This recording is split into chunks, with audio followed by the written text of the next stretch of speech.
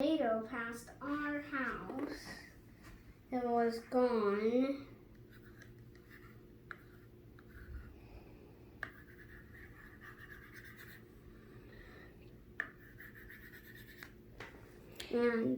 And what happens if the tornado, how do you know if the tornadoes are connected to the clouds?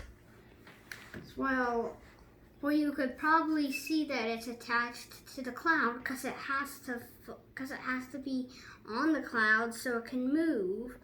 Because otherwise, if it loses the cloud, it would probably crack open.